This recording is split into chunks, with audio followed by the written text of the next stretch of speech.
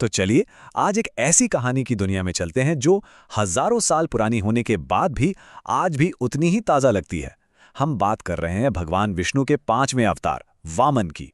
लेकिन रुकिए, ये सिर्फ एक अवतार की कहानी नहीं है। नहीं, ये एक ऐसे वादे की, एक ऐसी प्रतिज्ञा की कहानी है जिसने, आप कह सकते हैं, पूरे ब्रह्मांड का नक्शा ही बदल दिया था।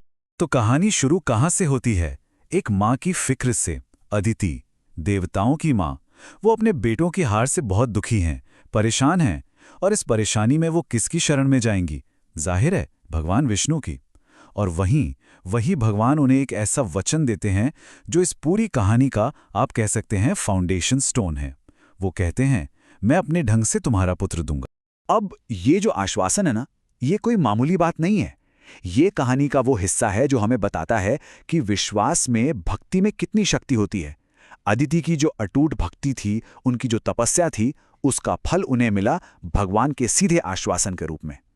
जरा सोचकर देखिए, जब ब्रह्मांड के स्वामी खुद किसी के बेटे के रूप में आने का वादा करें, मतलब वो पल कैसा रहा होगा, कितना अद्भुत, कितना अविश्वसनीय है।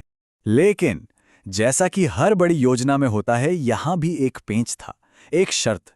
भगवान की एक ही शर्त थी, पूरी तरह से गोपनीयता, एब्सोल्यूट सीक्रेसी। उन्होंने अदिति से साफ साफ कहा कि यह राज किसी पर भी जाहिर नहीं होना चाहिए। कमाल की बात तो यह है कि अपने पति ऋषि कश्यप पर भी नहीं। और ये बात हमें क्या सिखाती है? यही कि कभी कभी बड़े मकसद के लिए चुप रहना और सब्र रखना कितना जरूरी हो जाता है। तो इंतजार खत्म हुआ और अब हम कहानी के सबसे सबसे रोमांचक हिस्से पर आते हैं, भगवान का प्राकट्य, उनका अवतरण। लेकिन एक मिनट, इसे कोई आम जन्म समझने की गलती मत कीजिएगा। नहीं, ये एक लीला थी, एक दिव्य खेल था, एक ऐसा नजारा जिसे देखने के लिए, सच मानिए, पूरा ब्रह्मांड अपनी सांसें रोके इंतजार कर रहा था। और जब कोई इतनी बड़ी दिव्य घटना होती है ना, तो समय भी खुद को उसके हिसाब से ढाल लेता है। देखिए, ये मुहूर्त कितना खास था। भाद्रपद का महीना, शुक्ल पक्ष की द्वादशी, श्रवण नक्षत्र और अभिजीत मुहूर्त। मतलब हर ग्रह, हर तारा, हर नक्षत्र, सब कुछ एक परफेक्ट अलाइनमेंट में था। ऐसा लग रहा था मानो पूरा का पूरा ब्रह्मांड मिलकर कह रहा हो, स्वागत है। और फिर जैसे ही भगवान वामन प्रकट हुए, मानो पूरी प्रकृति में एक जश्न का माहौल छा गया। हवाएं खुशबू से भर गईं, नदियां एकदम शांत होकर बहने लगीं, तालाबों में कमल खिल उठे।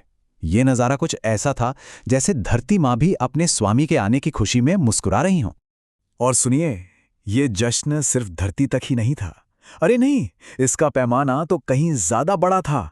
ऊपर स्वर्ग में देखिए, देवता फूलों की बारिश कर रहे हैं, गंधर्व मधुर गीत गा रहे हैं, अप्सराएं खुशी से नाच रही हैं। ये एक एक कॉस्मिक सेलिब्रेशन था, एक ऐसा ब्रह्मांडीय उत्सव जो शायद ही पहले कभी किसी ने देखा हो। अब जरा एक पल के लिए अदिति और कश्यप की जगह खुद को रखकर सोचिए, उनके आश्चर्य का क्या आलम रहा होगा। उनके सामने कोई नन्हा सा, साधारण सा शिशु नहीं था, बल्कि स्वयं भगवान विष्णु अपने पूरे वैभव के साथ अपने चतुर्भुज स्वरूप में खड़े थे। हाथों में शंख, चक्र, गदा और पद्म, वही दिव्य स्वरूप। और यहीं पर लीला का कॉन्सेप्ट, मतलब दिव्य खेल की जो बात है, वो साफ हो जाती है। ये कोई बायोलॉजिकल बर्थ नहीं था, ये भगवान का एक खेल था, उनकी मर्जी थी। वो तो जन्म और मृत्यु के बंधन से, इन सब चीजों से बहुत परे हैं। वो तो बस अपनी इच्छा से प्रकट होते हैं। क्यों? अपने भक्तों को आनंद देने के लिए। और उनका वो स्वरूप, क्या अद्भुत वर्णन है। हर एक चीज दिव्य, मेघ के जैसा श्याम वर्ण, कमल जैसी आंखें, शरीर पर चमकीले पीले वस्त्र और गले में वो जगमगाता हुआ कौस्तुभ मणि। ये वही रूप था जिसके एक पल के दर्शन के लिए बड़े बड़े ऋषि मुनि युगों युगों तक तपस्या करते हैं। और फिर, इससे पहले कि अदिति और कश्यप उस दिव्य रूप को पूरी तरह से आत्मसात कर पाते, पलक झपकते ही सब कुछ बदल गया। जैसे कोई एक्टर स्टेज पर अपना कॉस्ट्यूम बदलता है, एक किरदार से दूसरे किरदार में ढल जाता है, ठीक वैसे ही भगवान विष्णु का वो विराट दिव्य स्वरूप अचानक एक छोटे से प्यारे से ब्राह्मण बालक के रूप में बदल गया। अब देखिए, ये बदलाव सिर्फ बाहरी नहीं था, नहीं, ये तो उनके मिशन का, उनकी लीला का एक बहुत जरूरी हिस्सा था। वो 4 भुजाओं वाले ब्रह्मांड के स्वामी अब एक छोटे विनम्र ब्राह्मण बालक बन चुके थे, वामन। उनके वो दिव्य अस्त्र शस्त्र वो अब एक साधारण सी छड़ी और एक कमंडलू में बदल गए थे। क्यों? क्योंकि आगे का जो काम था वो बाहुबल से नहीं बल्कि बुद्धि और विनम्रता से पूरा होना था। तो अब भगवान एक ब्राह्मण बालक के रूप में आ चुके थे, और ब्राह्मण बालक का अगला संस्कार क्या होता है? उपनयन संस्कार। लेकिन जाहिर है ये कोई आम उपनयन संस्कार नहीं हो सकता था। हो भी कैसे सकता था? जब बालक स्वयं नारायण हो तो उपहार देने के लिए भी तो स्वयं देवता ही आएंगे ना। और इस एक घटना से पता चलता है कि वामन का जो मिशन था वो कितना कितना ज्यादा महत्वपूर्ण था। देखिए कौन कौन क्या क्या दे रहा है। सूर्यदेव ने उन्हें गायत्री मंत्र दिया, देवगुरु बृहस्पति ने यज्ञोपवीत यानी जनेऊ दिया, स्वयं पृथ्वी माता ने उन्हें मृगचर्म भेंट किया। मतलब हर देवता, हर दिव्य शक्ति ने इस बड़े काम में, इस दिव्य नाटक में अपना अपना योगदान दिया। तो ठीक है, अब संस्कार पूरे हो चुके हैं। वामन अब एक पूर्ण ब्रह्मचारी के रूप में अपने असली मिशन के लिए, अपनी लीला के अगले पड़ाव के लिए पूरी तरह से तैयार थे। और उनका लक्ष्य था नर्मदा नदी के किनारे चल रहा राजा बलि का वो भव्य यज्ञ। राजा बलि, जिनकी उदारता के किस्से तीनों लोकों में मशहूर थे। वामन ने उनके बारे में सुना और बस वो अपने मिशन पर निकल पड़े। और यहीं से हमारी ये कहानी अपने सबसे जरूरी, सबसे निर्णायक मोड़ पे पहुंचती है। एक छोटा सा ब्राह्मण बालक और एक महान, शक्तिशाली राजा, और उन दोनों के बीच होने वाली वो मुलाकात जो इतिहास बदलने वाली थी। देखिए, ये समझना बहुत जरूरी है कि राजा बलि कोई ऐरे गहरे राजा नहीं थे। बिल्कुल नहीं। वो 100 अश्वमेध यज्ञ पूरे करने के कगार पर थे। 100। जानते हैं इसका मतलब क्या है? ये एक ऐसा कारनामा था जो किसी को भी सीधे इंद्र की गद्दी तक पहुंचा सकता था।